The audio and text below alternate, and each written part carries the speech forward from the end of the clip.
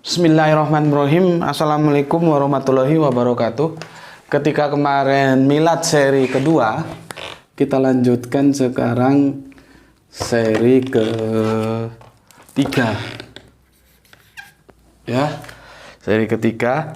Kemarin kita menjelaskan ya 12 Rabiul Awal tahun Gajah 571 Masehi, ya, Muhammad bin Abdullah lahir, ya. Maka di sini ini istilahnya kholakna, dia diciptakan. Dia punya bapak dan punya ibu, tuh ya. Nah, sekarang aku mau tanya. Kemarin kan sudah aku jelaskan, adakah nabi yang begitu lahir dia jadi nabi? Gitu. Kan ya nggak ada. Nabi itu orang yang berilmu. Dan ketika manusia lahir, siapapun itu dia tanpa ilmu. Nabi Adam aja dia itu setelah diberi ilmu kok, cuman kan masalahnya terjemahan penerjemah kita menerjemahkan asma itu hanya sekedar nama-nama. Lah kalau tahu nama terus untuk apa? Oh ini pisang goreng, oh ini jemblem, oh ini soto. Untuk apa? Itu terjemahannya terlalu sederhana sekali kok, nama-nama. Meskipun bisa asma itu bisa diterjemahkan nama, tapi asma itu isme itu ilmu ajaran. Jadi kanjeng Nabi Adam yang nggak tahu apa-apa terlahir menjadi tahu karena diberi ilmu. Disitulah sehingga para malaikat memberikan penghormatan. Gitu loh. Cuman karena terjemahan-terjemahan yang kita baca kan diajarin nama-nama benda. Gitu.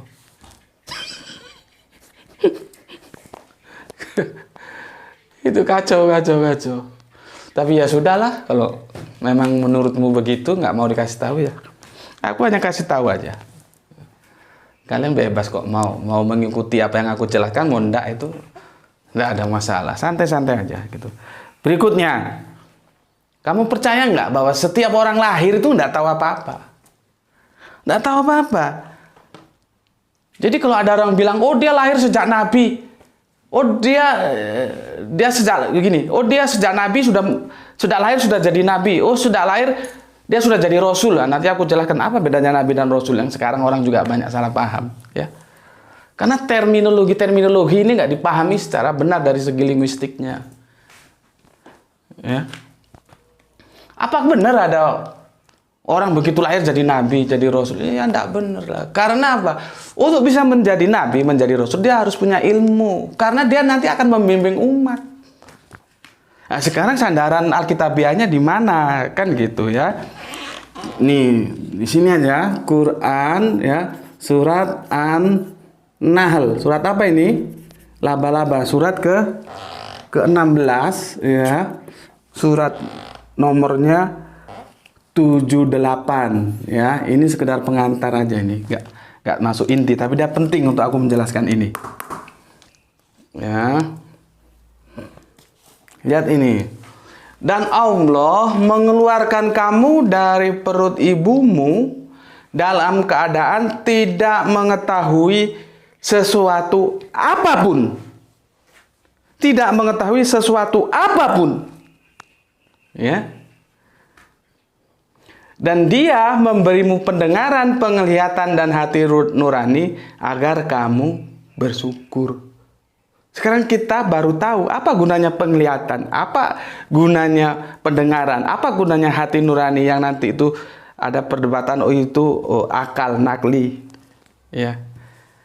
Itulah yang namanya informasi. Kita menjadi tahu karena diberi informasi. Informasi itu masuknya lewat penglihatan, pendengaran. Baru kita saring, kita pikirkan, kita renungkan lewat akal. Gitu loh. Lah bayi itu lahir sudah dikasih mata, tapi dia belum dikasih penglihatan. Lihat aja gini-gini kan. Kan dia tetap aja.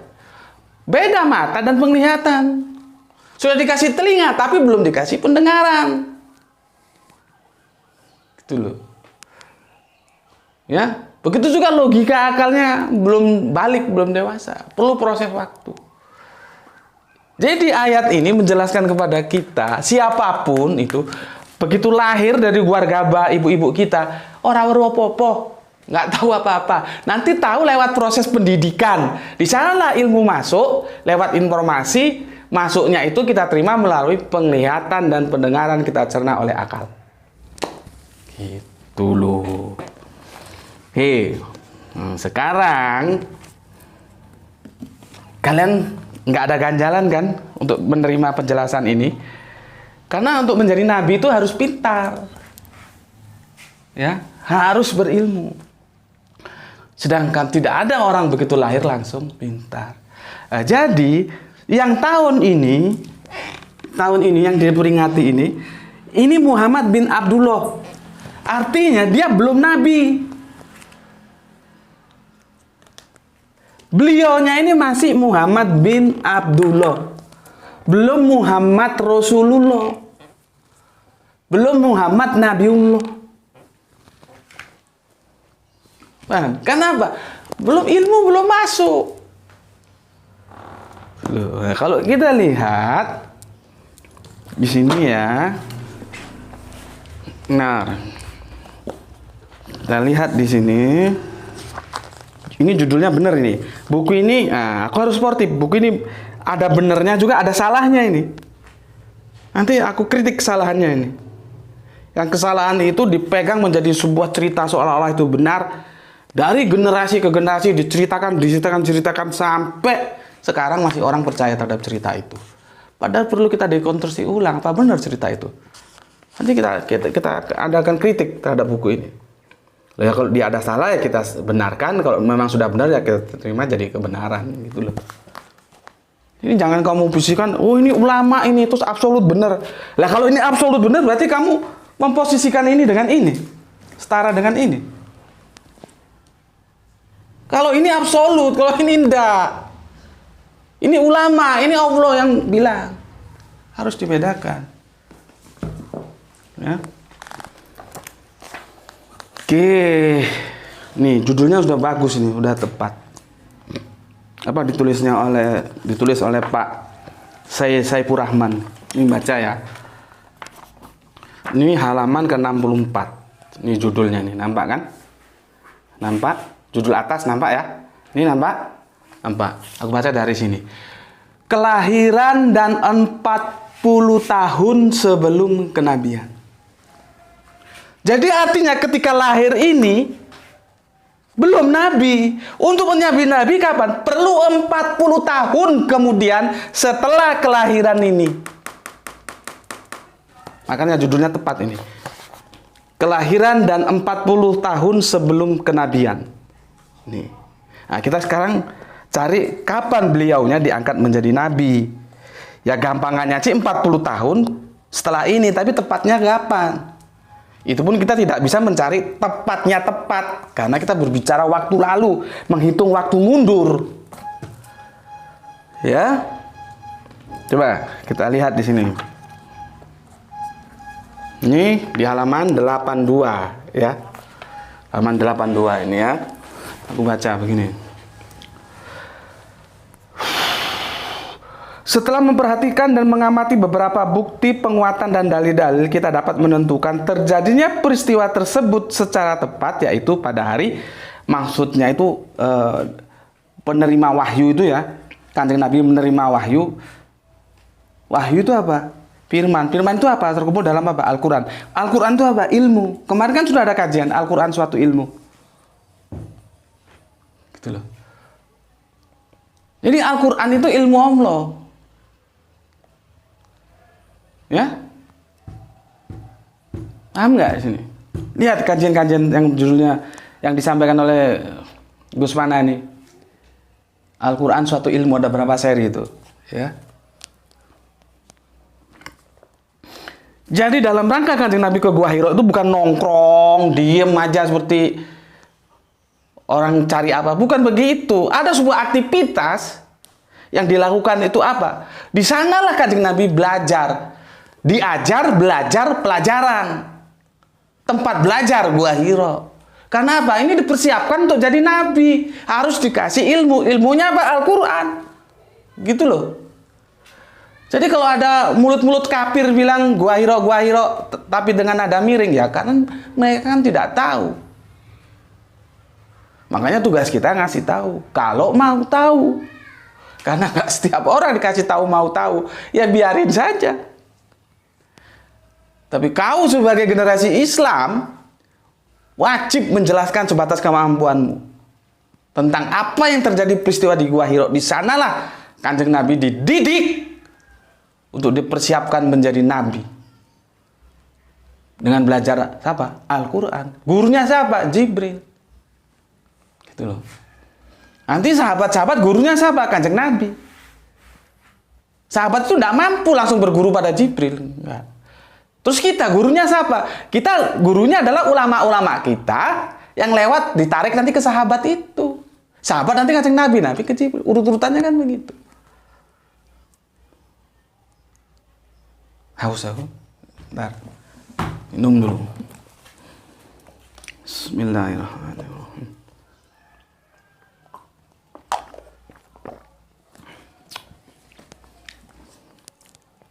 Oke, aku lanjut ya.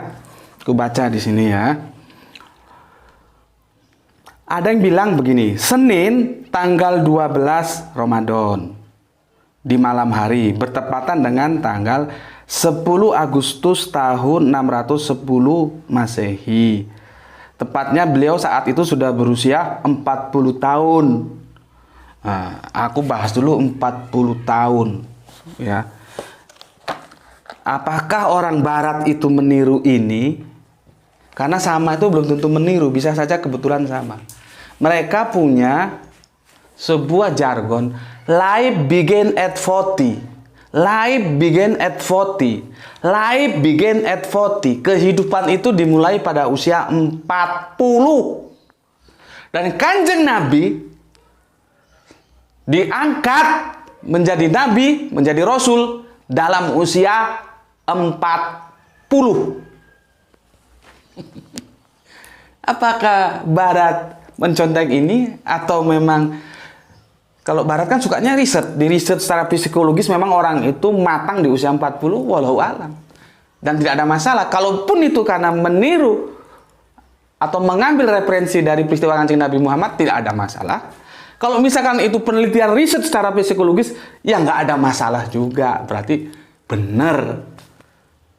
Tepat pada usia 40, Kanjeng Nabi Muhammad sudah bergeser, tidak sekedar Muhammad bin Abdullah, tapi beliaunya sudah menjadi Muhammad Rasulullah. Tanggalnya berapa? Nah ini, tanggalnya banyak perdebatan, Mas.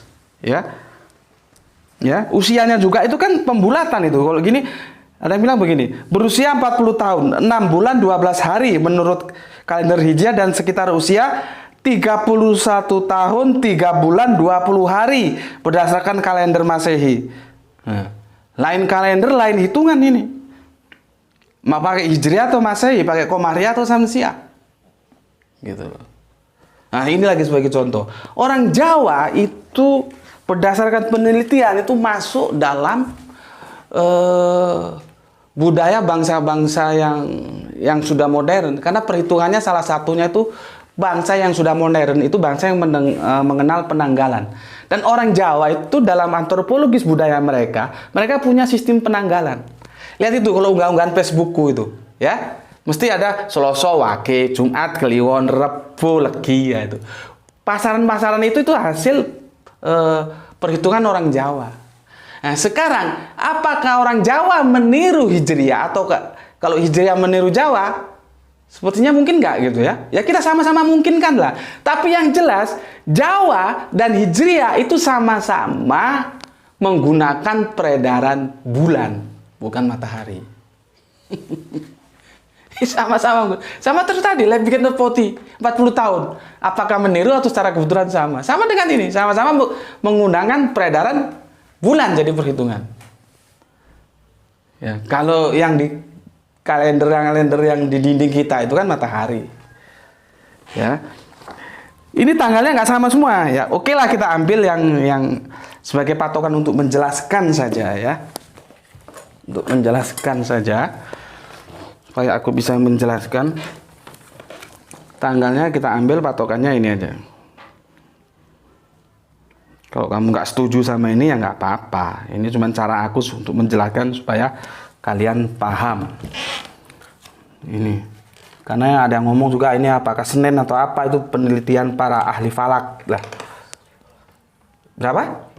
Oke, ini tinggal sebentar. Senin ya. Ini juga Senin ini loh. Ini Senin ini. Ini Senin 17 Ramadan.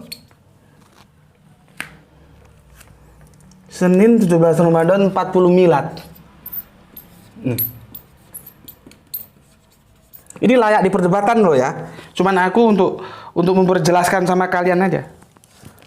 Ya. Ini layak diperdebatkan. Begini.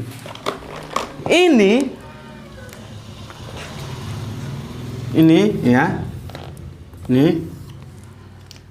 Ini aku hapus tadi sudah, ini untuk menjelaskan. Di sini nih yang usia 40 tahun itu loh. Kanjeng Nabi itu sudah berilmu. Dia sudah diangkat, sudah selesai pendidikan, diwisuda menjadi nabi, menjadi rasul tuh di tanggal ini. Ya. Disinilah beliau ya menjadi Muhammad Rasulullah. Tolong nanti aku diingatkan untuk menjelaskan rasul dan nabi ya. Kalau lupa. Ya, biasanya kelupaan ya. Di sini sudah berubah menjadi Muhammad Rasulullah. Sudah berilmu dia, sudah tamat Al-Qur'an.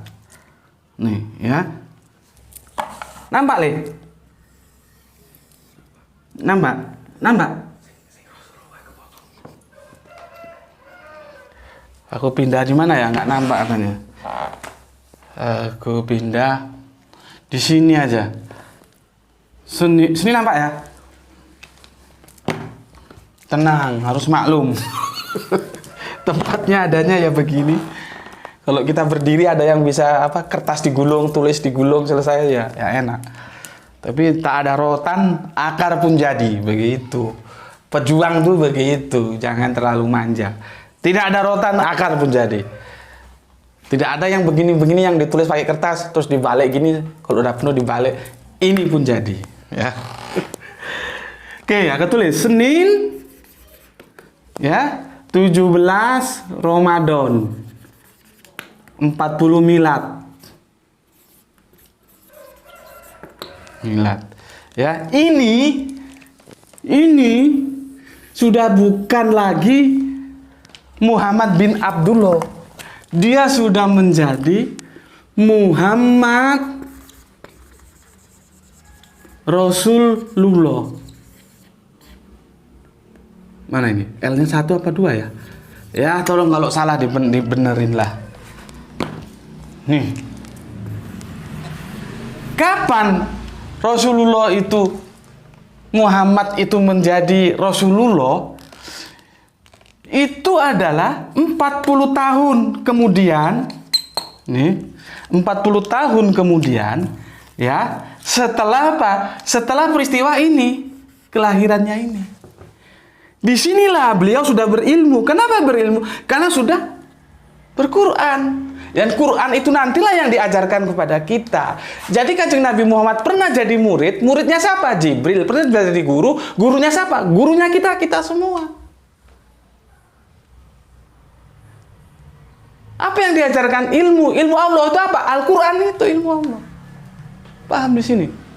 Jadi yang jadi masalah sekarang, titik berat yang mau aku sampaikan ya, kalau kita milad ini loh, wah ini aku coret-coret ini kalian bingung nggak? Nah, kita memperingati milad ya, milad ini harus hati-hati ya. Nanti penjelasannya akan aku sampaikan di seri berikutnya. Assalamualaikum warahmatullahi wabarakatuh.